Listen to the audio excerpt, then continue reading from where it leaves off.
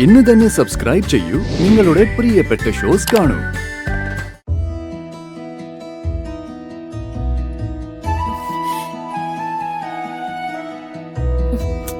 എന്താ സത്യം ഇത്? ഇതൊക്കെ ഇന്നലെ തീർത്ത് വെക്കേണ്ടതല്ലേ?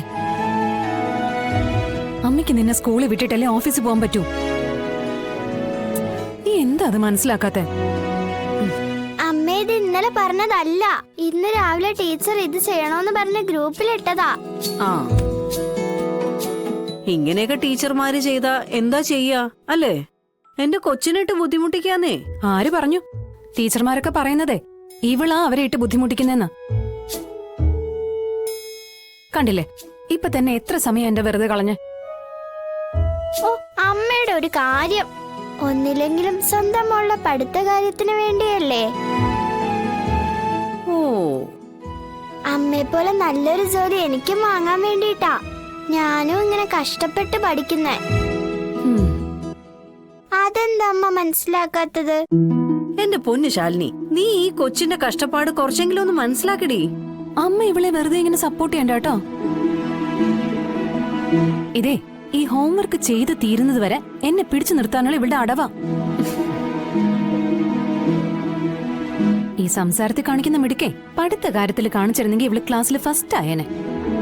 അപ്പൊ അമ്മ അതറിഞ്ഞില്ലേ? ഞാനിപ്പോ ക്ലാസ്സിൽ ഫസ്റ്റാ. ആ, ശരി ശരി, പെട്ടെന്ന് എഴുതി തീർക്ക്. ഇനി താമസിക്കാൻ പറ്റില്ല. ദേ അമ്മയ്ക്ക് പോണം. വേഗം എഴുത്. ആ, പിന്നെ അമ്മേ, ഞാൻ ഒരു കാര്യം പറയാൻ മറന്നു.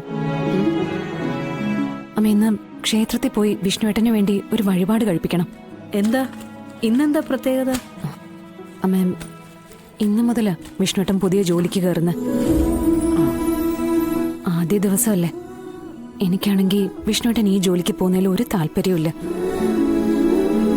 കാരണം അതിന് മാത്രം റിസ്ക് ഉള്ളൊരു പണിയാ. അതെ, ഇപ്പൊ എന്നെ പറഞ്ഞിട്ട് അമ്മയും മോളും കൂടി സംസാരിച്ച് നിൽക്കുകയാണോ?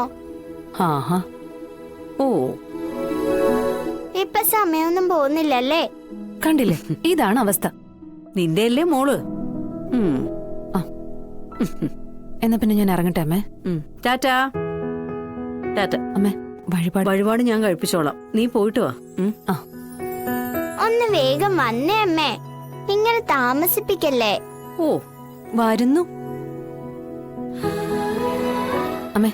ശരി, വഴിപാടിന്റെ കാര്യം മറക്കല്ലേ. ഞാനത് മറക്കുവോ മോളെ? നീ പോയിട്ട് വാ. ശരി.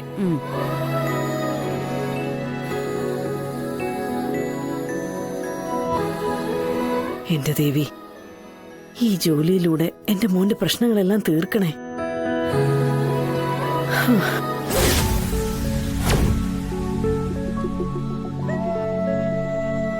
വിഷ്ണു, ലോറികളെല്ലാം എനിക്ക് എന്റെ മക്കളെ പോലെയാ. മക്കളെ കൊണ്ട് പണിയെടുപ്പിച്ച് കഴിയുന്നൊരു ബാപ്പ. ഞാൻ എന്തൊരു മകനെ നിന്നെ ഏൽപ്പിക്കുക. ദാ, കാത്തു സൂക്ഷിച്ചോണം.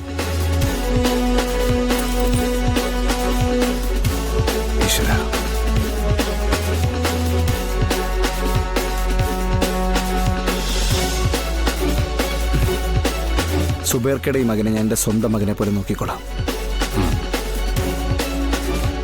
ഇനി ഇവനെന്നും എൻ്റെ മകൻ തന്നെയാ. പല സ്ഥലത്തു നിന്നും പലതും എടുക്കേണ്ടി വരും.